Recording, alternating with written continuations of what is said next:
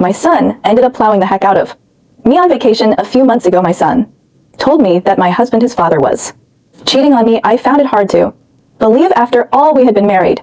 For 30 years, my son showed me pictures of the messages his dad had sent to another woman. I didn't question how he got those photos, but I couldn't deny that something was going on. I confronted my husband later that day, and he confessed to having an affair. He moved out. I filed for divorce, and I went through a difficult few weeks. I didn't know how to move forward. It was totally unexpected, but he had to take care of his own family. My son visited me almost every day, and that was very comforting.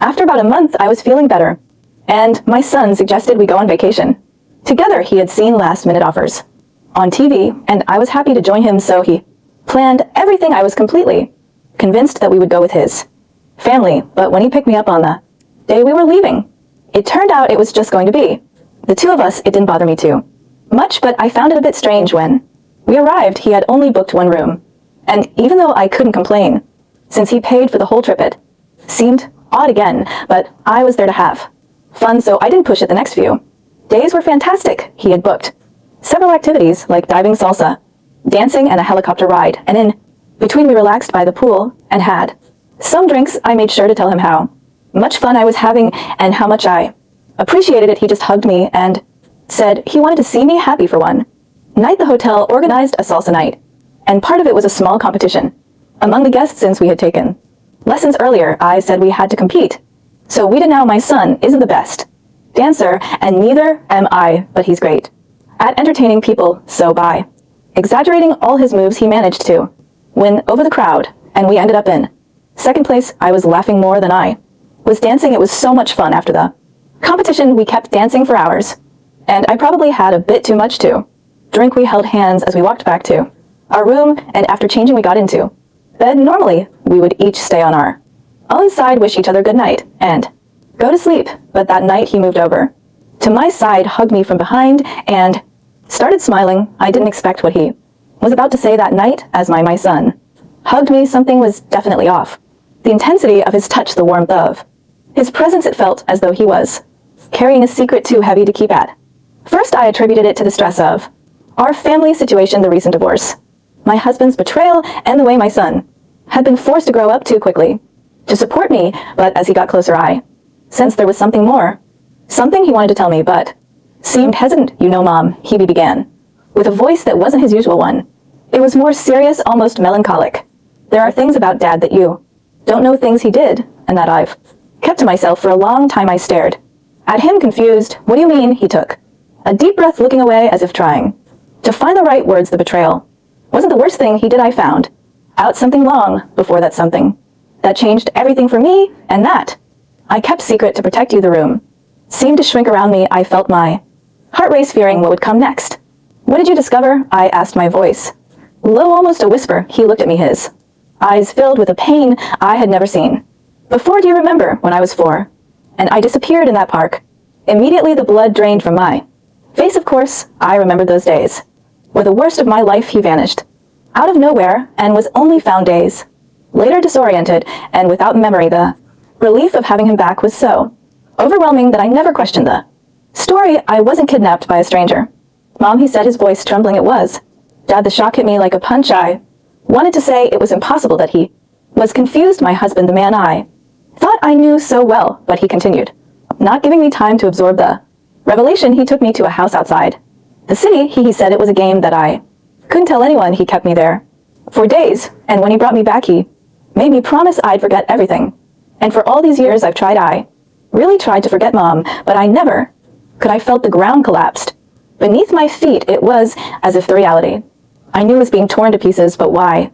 Why would he do that? My son lowered his head, clearly struggling with the memories. He was involved in terrible things, Mom. He was a dangerous man, far more than you ever imagined. He took advantage of people. People disappeared because of him. I was just a kid, but I saw things a child should never see. My mind was spinning. It couldn't be true, but at the same time, my husband's strange behavior over the years, the constant late night outings, the long periods when he seemed distant, all of it started to make horrible sense. You're saying that your father was a criminal? I asked, my voice trembling, hoping I had somehow misunderstood. He nodded, his eyes filled with pain. Not just that he was a Serial killer, my entire body froze. That phrase echoed through my mind like thunder. What I managed to murmur during those days I stayed with him, he would take me to places. I saw him hurt people. He never let me get close, but I knew what was happening. I knew something terrible was going on. He said he was doing it for justice, that he was cleaning the world of bad people. I was too young to fully understand, but it scarred me in a way I couldn't erase. I backed away, trying to process it. My mind couldn't keep up. My husband, a serial killer. How could I have lived next to a monster for so many years without realizing it? But why didn't you ever tell me before? Why did you keep this secret? I asked, my voice cracking. He said that if I told you, he'd come after you. He said you'd never believe me and that I'd lose you forever, so I stayed quiet all these years. I pretended everything was fine, that I had forgotten. But when I saw the messages, when I knew he was cheating on you, I realized that was my chance to get him out of our lives for good. My heart was shattered. My son had carried this burden alone for all these years, trapped in a cycle of fear and silence. And now, as he told me the truth, something else struck me. You said he took the victims to places. Where did he take them? I asked, fearing the answer. He hesitated for a moment, his eyes filling with tears. He took them to a shed far outside the city. That's where I saw everything. I felt nauseous, the panic beginning to set in. We need to tell the police immediately. My son stood up quickly, gripping my arms, but this time something in his expression was different. A cold determination, a calculated certainty. He didn't seem to be trying to calm me down, but rather preparing me for the next revelation. Mom, he won't hurt us anymore. I have proof of everything. I took secret photos. My mind froze for a second, trying to process what he had just said. Proof? What proof, son? On those nights when he went out to do what he did, I followed him. Mom, I followed Dad to the shed where he took the people. I waited for hours until he started his activities, and when he was there in the middle of it all, I took pictures. I captured everything, the victims, the shed itself, and most importantly him. My eyes widened. It was hard to imagine my son, still so young, following his criminal father into such a dark and dangerous place, all to gather evidence. You have photos of him there, of what he did.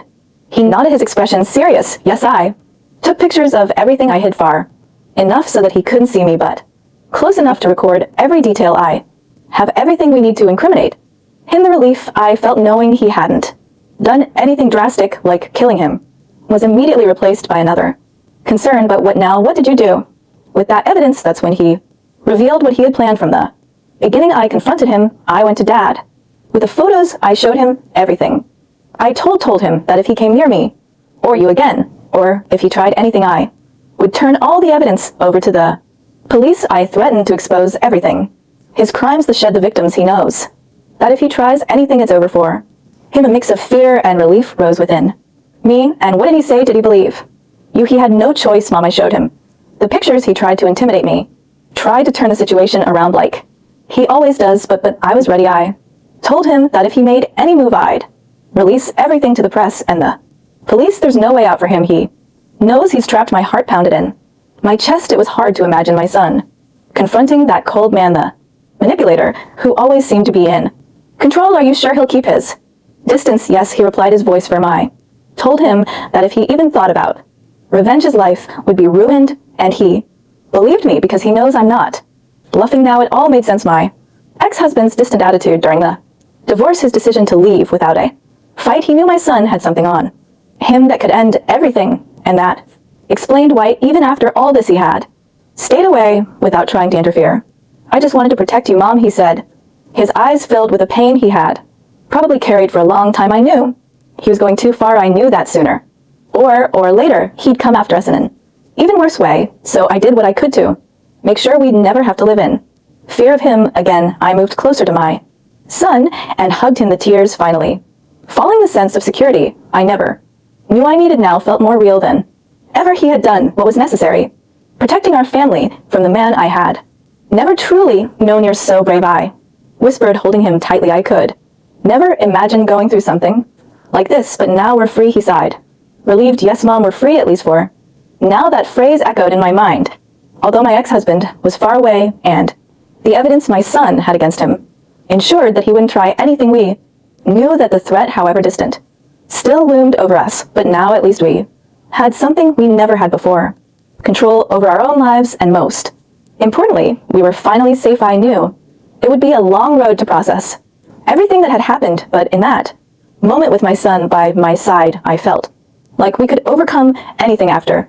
All together we had defeated the most dangerous monster we'd ever known. A few years had passed since my son and I went through that terrible revelation. Life finally seemed to settle into a rhythm of normally. However, the peace we thought we had gained was an illusion. The first sign that something was wrong came on an ordinary day when I discovered that the photos of my ex-husband, the incriminating evidence my son had gathered, had been leaked. The sense of betrayal and helplessness was immediate. The images began circulating online, and the outside world grew restless, as if the monster from the past was returning to haunt us once again. My son disappeared without a trace shortly after the leak. There were no words, nothing. His disappearance left me devastated and terrified. I knew he was in danger, that perhaps his father, even while in prison, could still have allies or a way to seek revenge. With the leak of the photos, my life descended into chaos. The media, the police, and even strangers started searching for me, flooding my life with questions and speculation. The protection my son had ensured, the security I had felt for all this time, was now in ruins. I was forced to live in anonymity, moving from city to city, changing my identity. The fear of being discovered and the anguish of not knowing where my son was became my constant companions. Each day was a battle. The constant stress and the guilt of not being able to protect my son began to consume my sanity. With every new false lead or sighting report that led to nothing, my hope diminished. Time seemed to drag on in a haze of despair. But then one day, after months of anguish and near resignation, something unexpected happened. I received a message on my phone from an unknown number. My mind was so exhausted that I hesitated before opening it, fearing yet another false hope. When I finally opened it, what I read left me paralyzed. The message said, "I love you, Mom, you're safe. Dad is in prison." It was as if time stopped for a moment. The words echoed in my mind as tears of relief and confusion streamed down my face. The message was brief, but enough to unleash a whirlwind of emotions. "Oh my God," I murmured to myself, trying to process the news. My heart raced with relief and disbelief battling for my attention. I contacted the police, and after a period of intense scrutiny and verification, the truth came to light. My son was safe, hidden in a protected location. Somehow he had managed to secure a place where he was safe from surveillance and the dangers he faced. He sent me the message to reassure me and inform me that his father's arrest was imminent and that he was already behind bars. Knowing that my son was okay and that the threat was finally being neutralized brought a wave of relief mixed with sadness. There was much to recover, both in terms of our relationship and the life that had been appended in the months that followed. I began to rebuild my life slowly and carefully. Psychological support and new identities helped us cope with the trauma. Reuniting with my son and rebuilding our bond was a painful journey, but also deeply rewarding. I found myself smiling again, knowing that despite everything, life had a way of healing. The truth was we could never erase the past, but we could learn from it and move forward. My son and I together faced fear and pain, and now, although the road to recovery was long, we knew that together we could find a new way to live, a new hope for the future.